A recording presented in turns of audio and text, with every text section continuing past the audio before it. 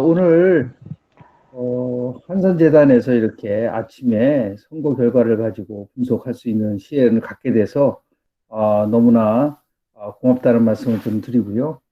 저는 이제 선거와 의회를 전공을 했는데 평소에 제가 굉장히 좋아하는 말 중에 하나가 선거와 관련돼서요. 국민은 결코 어리석지 않다라는 단어를 굉장히 좋아합니다. 1950년대 키라는 교수가 했었던 말인데요. 그리고 민심은 절대로 거짓말하지 않는다라는 이 두 가지로 농축돼서 이번 선거 결과를 얘기할 수가 있는데요.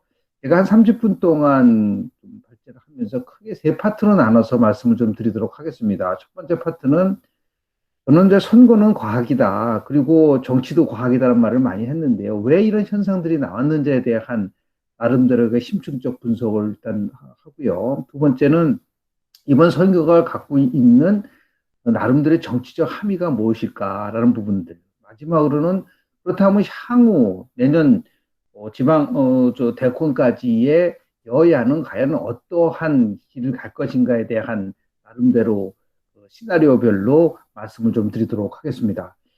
대선 전초전격인 4.7 서울 부산시장 보궐선거에서 그야말로 야당이 이제 압승을 했습니다.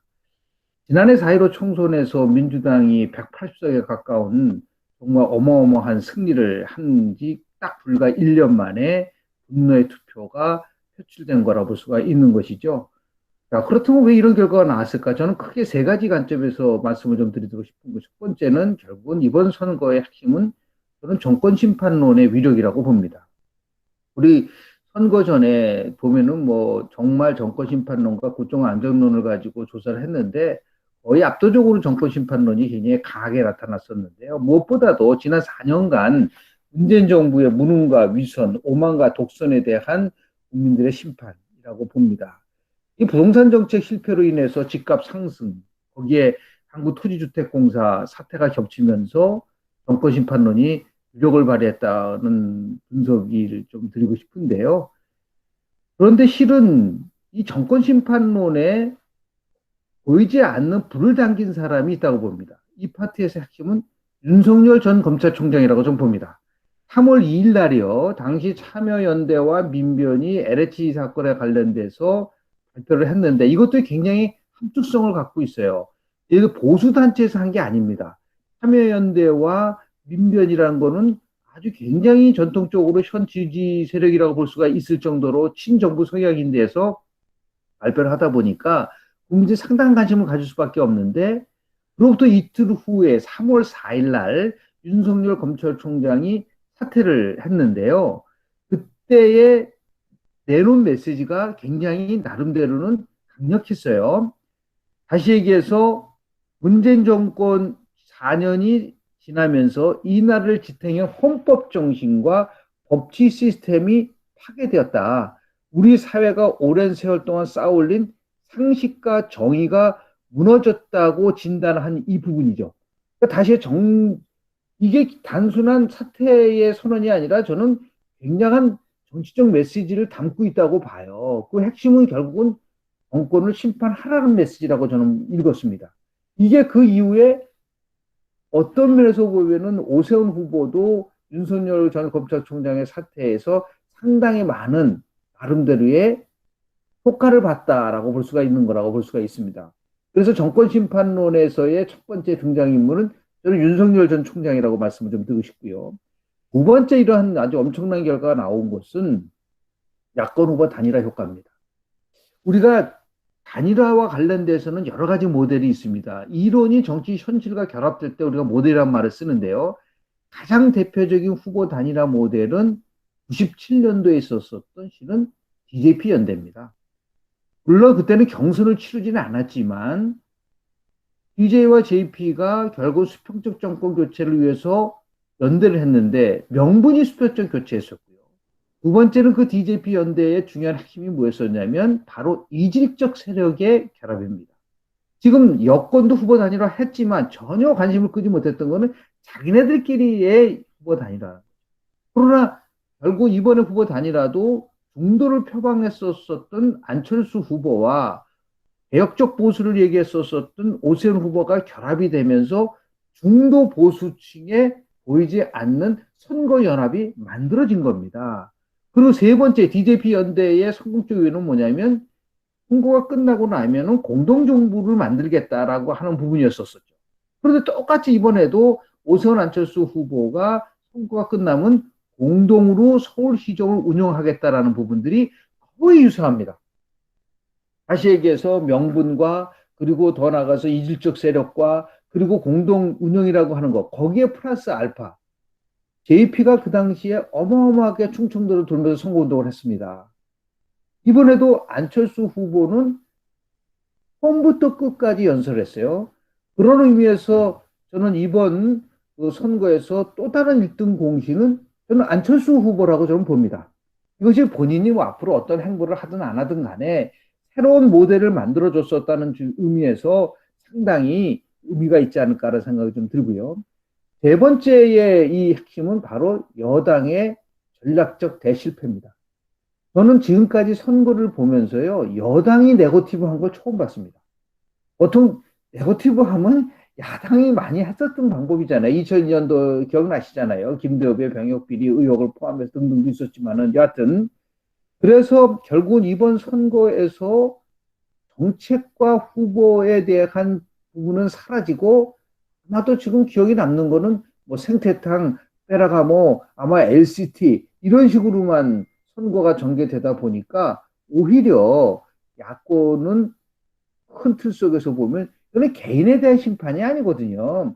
정권 심판에서 불이 붙여져 있는데 개인적인 부분에다가 모종을 맞히니까 결국은 대실패를 했는데요.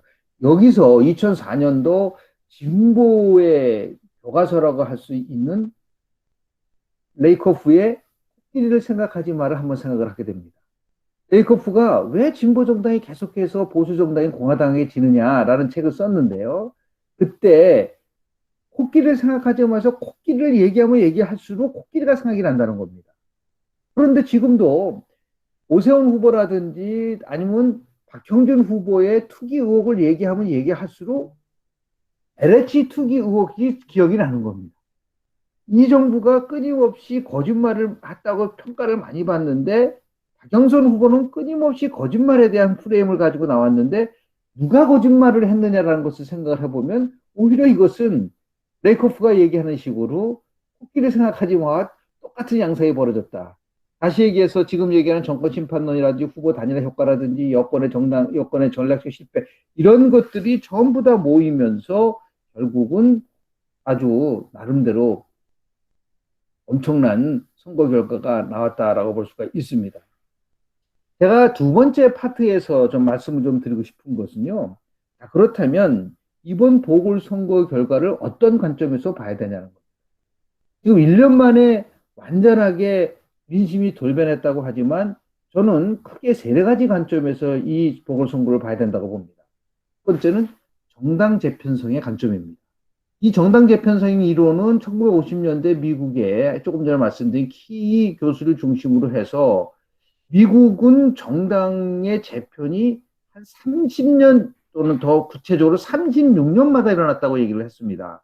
다시 얘기해서 특정한 정당에서 갖고 있는 유권자의 지지가 변화되고 이슈가 새롭게 만들어지고 리더가 부상이 되면은 정당이 재편된다는 겁니다. 그런데 정당이 한번 재편이 되면 이것은 오랜 기간 동안에 지속이 된다라는 것이 정당 재편론의 핵심적 사항인데요. 미국 같은 경우는 1932년도 루즈벨트가 후보 현직 대통령을 이기면서 승리를 했었는데요. 그때의 정책적 기조를 빅 가버먼트에서 스몰 가버먼트로 바꾸고 작은 정부에서 큰 정부로 바꾸고 그리고 뉴딜 코얼리션이라고 하는 다시 얘기해서 정부가 강력한 권한을 갖고 경제를 회복해야 된다라고 하는 부분들이 있었죠. 그러면서 자연스럽게 남부에서 데모크래틱 파티의 지지를 갖게 되는 유권자 유형에 있어서의 변화가 나왔는데 문제는 1932년도에 대선 이후에 민주당 우위의 체제가 1960년대까지 지속된다는 겁니다. 그한 30년 이상 그리고 나서 1980년도 레이간 대통령이 등장함으로써 보수 우위의 체제로 일시로 바뀌기까지는 상당히 오랜 기간 동안에 정당 재편성이 이루어졌다라는 것이 미국의 정당 재편성 이론가들이 얘기하는 핵심적 사항입니다. 그런데 대한민국에서 특정 정당이 전국 단위 선거에서 4번 연속 승리한 정당은 더불어민주당밖에 없습니다. 2016년도 총선, 2017년도 대통령 선거, 2018년도 지방선거, 2020년도 총선이라고 하는 4번 연속 승리한 정당은 민주당밖에 없어요. 비슷한 경우는 2006년도 지방선거, 2007년도 대통령 선거, 그리고 2008년도 총선에서 당시에 한나라당이 승리했습니다. 그래서 많은 전문가들이 2010년도 지방선거에서 만약에 한나라당이 승리한다면 보수 우위의 정당 체제로 개편되는 것이 아니냐라고 하는 진단을 했었는데 2010년도 지방선거에서 당시 한나라당은 완패를 했습니다. 자, 그렇다고 한다면 지난 연속 4번 승리했었던 민주당, 그것도 2020년도는 180석이라는 압도적인 차이로 승리를 했었던 이 상황을 보고 많은 분들은 이거는 민주당 집권 20년 정당 체제로 개편되는 것은 아니냐. 민주당 우위에, 진보 우위의 정당 체제가 만들어지는 것은 아니냐라고 하는 나름대로의 진단을 했는데 저는 왜 그러면 4번 연속해서 이런 현상이 일어났을까에 대한 것을 분석하면서 다음과 같이 저는 결론을 내렸습니다. 2012년도 대통령 선거에서 당시 보수 박근혜 후보는 51.6%로 당선이 됐고요. 그리고 문재인 후보가 48%였었는데 거의 3.6%포인트를 이겼습니다. 그런데 그때 선거가 마지막으로 2040 대 5060의 대결이었었어요. 근데 5060이 대결을 받쳤었는데 50대의 투표율이요. 당시에 82%였습니다. 그리고 50대에 무려 63.7%가 이건 포스일렉션 서베이 결과입니다. 박근혜 후보를 이겼던 겁니다. 이게 마지막 선거인데 그 이후에 지금은 어떤 식으로 재편이 됐냐 하면은 2020년 총선까지는 2050 대 6070으로 재편되고 있다고 본 겁니다. 다시 얘기해서 이제는 보수 성향인 분들은 60대 이상 약 23.3% 정도를 해서 70대가 1.7%, 28%만 갖게 되는 것을 가지고 나온 거고 볼 수가 있는 것이죠.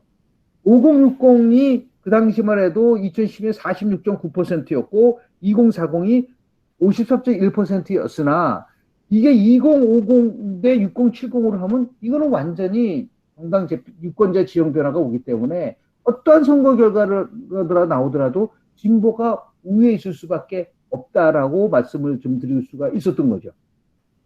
실제로 이념적으로는 절대로 기울어져 있지를 않습니다. 진보 30%, 중도 40%, 보수 30%의 유권자 지형은 거의 변화가 없어요. 그런데 이번에 이 선거 결과가 주는 굉장한 함의는 뭐냐면 2030의 이탈이라고 볼 수가 있는 겁니다. 2030과 400 대 6070이라고 하는 이 세대가 한 부분화되어 있다는 것이죠. 그런데 2030이 그동안 전통적으로 여당을 지지했는데 지금도 보면은 20대 같은 경우에 보시면 압도적으로 여당보다는 야당을 지지했어요. 20대 남자 같은 경우는 출구조사에 의하면 무려 70% 이상이 오세훈 후보를 지지했습니다. 그래서 이제는 2030은 절대로 진보 세력이 아니에요. 2030은 일종의 스윙 보터다. 이슈와 상황에 따라서 언제든지 변화될 수 있다는 것을 얘기를 하고 2022년도 대통령 선거에서도 결국 스윙 보터들은 누구냐? 2030이라고 봅니다. 이 세대의 지지를 받을 수 있느냐 없느냐가 다음 대선도 절대적으로 중요한 요인이 될 것이다라는 말씀을 좀 드리고요. 그래서 한국판 정당 재편성의 한계가 노출된 선거였다는 말씀을 좀 드리고요. 두 번째 제가 보는 관점은 대한민국의 대선과 관련돼서는 권력 교체, 정권 교체 10년 주기설이 있습니다. 1988년서부터 잘 아시다시피 노태우 그리고 김영삼 대통령 10년이 보수 정권이었어요. 그리고 98년서부터 2008년까지가 김대중, 노무현의 진보 정권 10년이었습니다. 그리고 2008년서부터 2017년까지죠. 물론 이제 2017년 뭐 중간에 박근혜 대통령이 탄핵 때문에 9년이 됐지만 그 당시도 역시 보수 정권이었습니다. 그렇다면 2017년 5월 달에 당선이 된 문재인 대통령 이후에 가장 핵심은 원래끝에 10년 주기설에 의하면 2022년도 결국은 진보 세력한테 유리하지 않겠느냐라고 하는 그런 전망들이 굉장히 많았었어요. 지난해 총선까지만 해도 이제 정권 교체는 불가능하다고 얘기를 했었는데 이 권력 교체, 정권 교체 10년 주기설이 결국은 안 맞을 수도 있다라고 하는 그런 것을 이번 선거 결과가 주는 굉장히 큰 함이라고 저는 봅니다. 미국 같은 경우는 8년 동안 보통 대통령 하는 경우가 많은데요.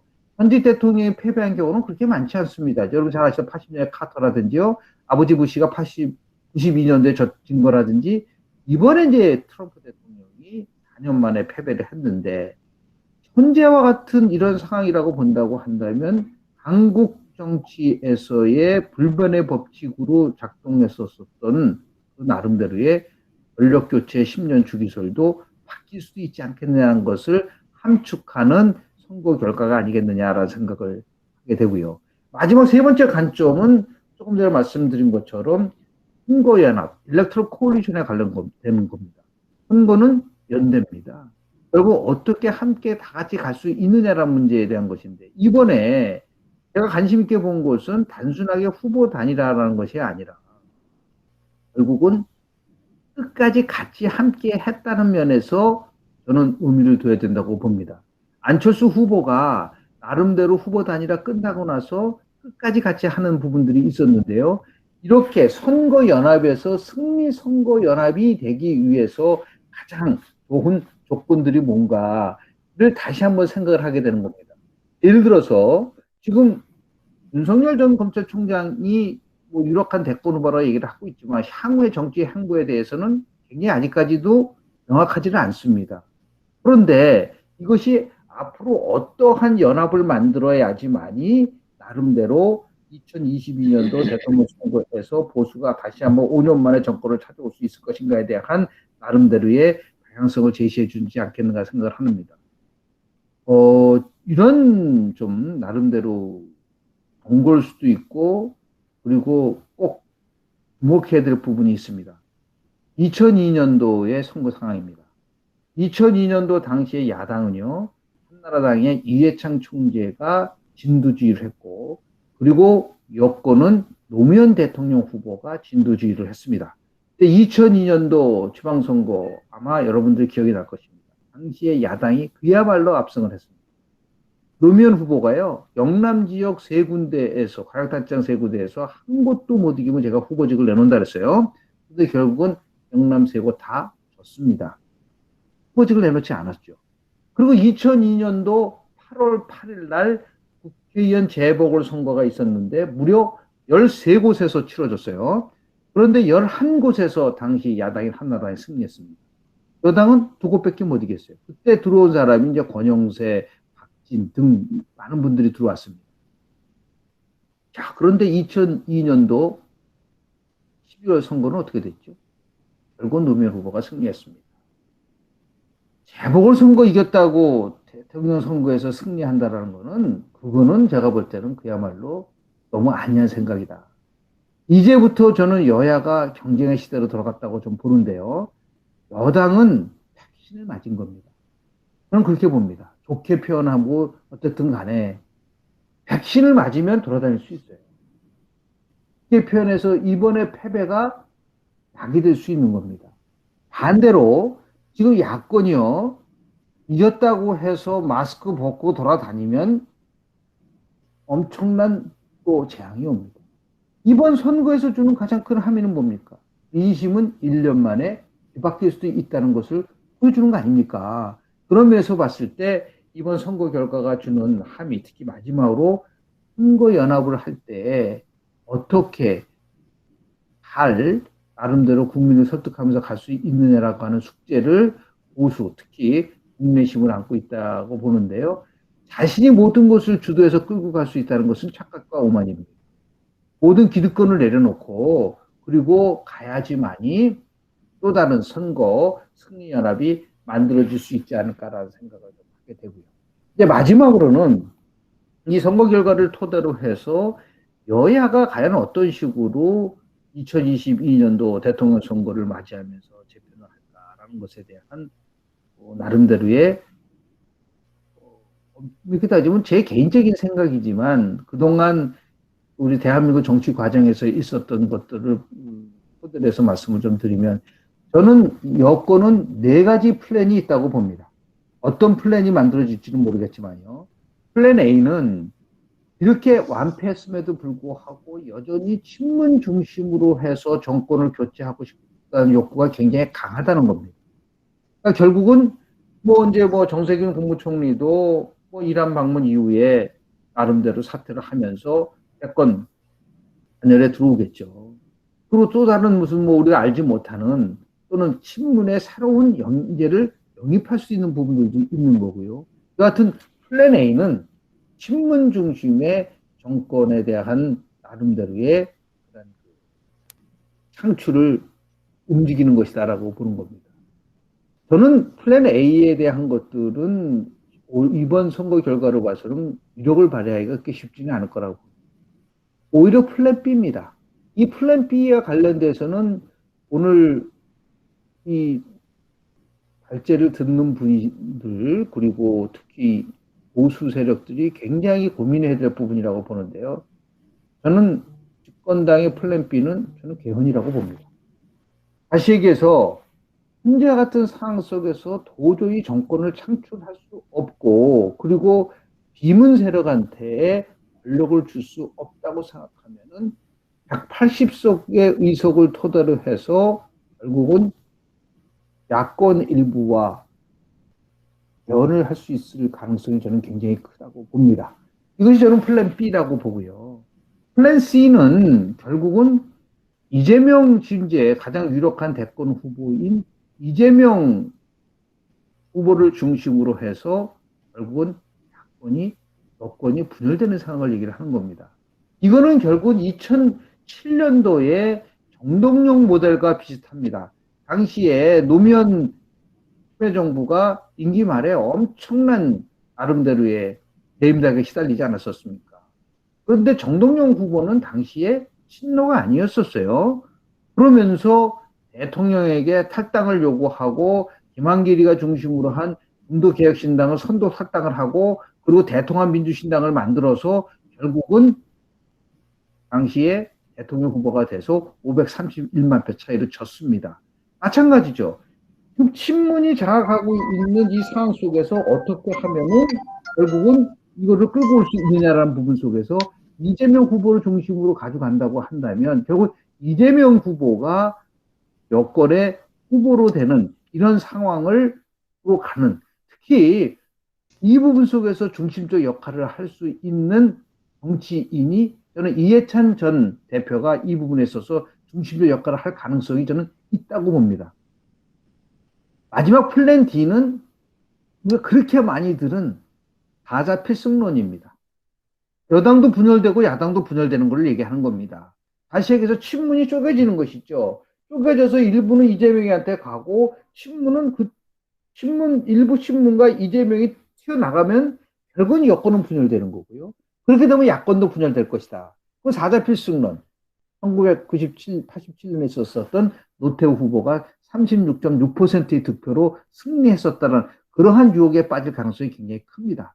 자, 플랜 A, 플랜 B, 플랜 C, 플랜 D라는 이 상황 속에서 과연 여권이 갈 길은 무엇인가에 대해서 이제 야권은 그럼 어떻게 할 거냐라는 겁니다.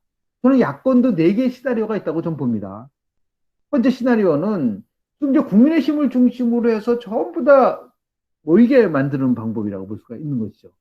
현재 이렇게 엄청나게 이겼다는 얘기는 제3지대 정당론 가지고는 되지 않는다. 결국은 제1당 국민의힘이 1차적으로 국민의당을 흡수 통합하고 그리고 나서 거기에 윤석열 전 총장이 합류를 하게 되면 그야말로 국민의힘이 훨씬 더 강해지면서 더 큰 이번이 되면서 이번과 마찬가지로 선거에서 승리할 수 있다는 모델이 플랜 A 모델이라고 생각을 하고 있습니다.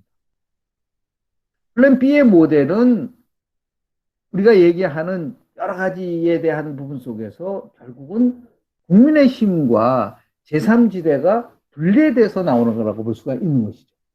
그래서 당분간은 제3지대에서 윤석열 검찰총장은 제3지대의 길을 가다가 이번과 마찬가지로 선거 막판에 후보 단일화라고 하는 그런 모델을 다시 한번 재가동시킬 수 있는 그럴 가능성도 있지 않겠느냐라고 하는, 그러니까 각자 서로의 이제 세력화를 시키는 부분들이 있다고 보는데, 여기서 중요한 부분은 그렇다고 한다면 안철수 대표의 향후 행보에 관련된 겁니다.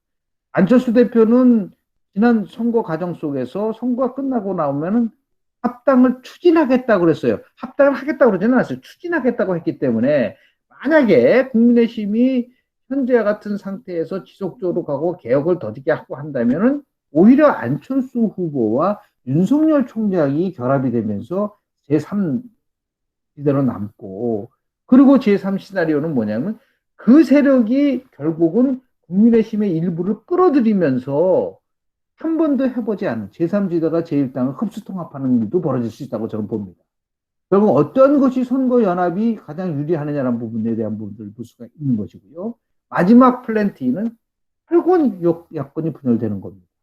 결국은 국민의힘 세력과 그리고 지금 얘기하는 제3세력이 그대로 남아있으면서, 왜냐하면 아까 말씀드린 것처럼 여권이 분열되면 야권도 분열될 수 있다라고 하는 이러한 시나리오 속에서 아마 전개될 가능성이 굉장히 크지 않겠는가라는 생각을 좀 하게 되고요.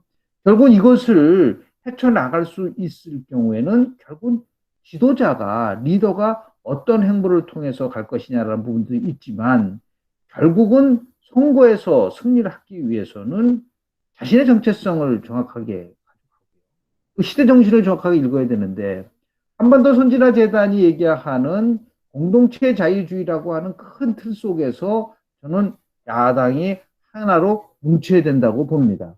가치를 통해서 연대를 할 경우에는 훨씬 더 파괴력이 있을 수 있는 것이고, 단순하게 정치 공학적 관점에서 연대를 하다 보면은 언제 어떤 상황이 오면은 분열될 수 있는 부분이 굉장히 크다고 보고요. 그래서 공동체 자유주의를 통한 야권의 통합은 엄밀하게 따지면은 저는 선거 승리 연합을 위한 제3의 길이라고 봅니다. 자유주의를 얘기를 하지만 공동체 정신이라고 하는 진보의 가치도 같이 함께 갈 수 있는 이 부분들, 그래서 큰 틀 속에서 보면은 마크롱이 얘기하는 중도의 그러한 가치를 저는 공동체 자유주의에서 얼마든지 녹여낼 수 있는 부분들도 있지 않겠는가 저는 생각이 좀 들고요. 그래서 당분간은 이제는 2030 세대는 엄밀하게 따지면은 이념적 성향에서 움직이는 것이 아니라 자신의 삶에 대해서, 자신의 미래에 대해서 어떤 세력이 훨씬 더 의미 있는 나름대로의 비전과 정책을 제시하냐에 따라서 움직여질 가능성이 굉장히 크다고 보기 때문에요. 결국은 지금부터 여야가 경쟁이 시작되고 있는 것은 아닌가라는 생각이 좀 들고요. 다만 야권에게 주는 경고는 이렇게 압승을 할 경우에 1년 후에 지금 여당이 민심으로부터 회초리를 맞는 것처럼 오만하고 착각하는 경우에 또다시 나름대로 고민해야 될 부분은 뭐냐면, 저는 뭐 이거는 뭐 정치적인 상상력에 대한 부분이라고 볼 수가 없는데요. 꼭 그렇게 된다는 보장도 없지만 그렇게 될 가능성은 높다고 봅니다. 결국은 여권이 가져갈 수 있는 마지막 카드는 야권의 분열을 통해서 정권을 계속해서 재창출하고 싶어하는 욕구가 굉장히 강할 겁니다. 이럴 경우에 등장하는 것이 바로 박근혜 전 대통령의 사면입니다. 이 사면을 어떻게 가져갈 것이냐에 대한 부분들, 이 사면을 통해서 분명한 것은 윤석열 전 검찰총장과 태극기 무대에 있어서의 갈등, 그리고 물론 이제 김재환 전 정무수석은 악마라도 손을 잡아야 된다라고 얘기를 했지만 여전히 굉장히 위험한 리스크 DNA를 갖고 있는데, 이 부분을 어떻게 나름대로 야권이 조화 있게 만들어 갈 것이냐라고 하는 그런 의미에서 봤을 때 아마도 저는 선거연합의 핵심, 특히 야권이 선거에서 승리할 수 있는 것은 특정한 인물을 중심으로 해서 모이면 안 된다고 봅니다. 대한민국 선거에서는 한 번도 해보지 않은 정치 실험, 하는 세력이 이깁니다. 90년대 3당 합당, 90년대 DJP연대, 2002년도 노무현 정몽준 후보 단일화와 마찬가지로 드림팀을 만들어서 싸워야 된다고 저는 봅니다. 그러니까 모든 세력들이 함께 묶어지는 빅텐트가 만들어져야 되는데 그걸 누가 끌고 갈 것이냐는 모르겠지만 예를 들어서요. 지금 얘기하는 뭐 윤석열 포함해서 안철수, 김동연, 최재형, 뭐 금태섭, 원희룡 전부 다 같이 함께 모여서 연대를 하면서 역할 분할을 하는 겁니다. 그게 한 번도 대한민국 정치에서는 해보지 않은 거예요. 이렇게 통해서 원팀을 만들 수만 있다면 의미 있는 나름대로의 경쟁력을 만들어줄 수 있지 않을까 생각이 좀 들게 되고요. 그래서 선거에서 승리하기 위해서는 최악인 상황을 대비하는 게 전략입니다. 최상의 상황 속에서의 시나리오는 그거는 제가 볼 때는 사상누각이에요. 어떤 상황이 오면은 야당이 다시 또 정권을 실패할 것이냐는 것을 기본으로 해서 전략을 쌓아야지만이 결국은 나름대로 의미 있는 결과를 도출해낼 수 있지 않을까라는 생각이 좀 들고요. 여당은 지금 굉장히 패닉 상태지만 언제든지 다시 회복할 수 있는 그러한 잠재력을 갖고 있다라는 생각이 좀 들고요. 마지막으로 말씀드리고 싶은 거는 만약에 2022년도 대통령 선거에서 양자 대결 구도로 가면 지금처럼 이렇게 크게 차이가 나지 않습니다. 저는 48대 52 구도라고 봅니다. 무조건 48대 52 구도다. 그러니까 다시 얘기해서 지는 세력이 48이고 이기는 세력이 50입니다. 그만큼 박빙이라는 거예요. 그래서 야당은 이번 선거 결과에 도취되지 말고 그리고 다시 시작한다는 마음으로 대선을 준비해야 되는 그러한 시점이 오지 않았나라는 생각을 하면서 제 발제 마치도록 하겠습니다. 감사합니다.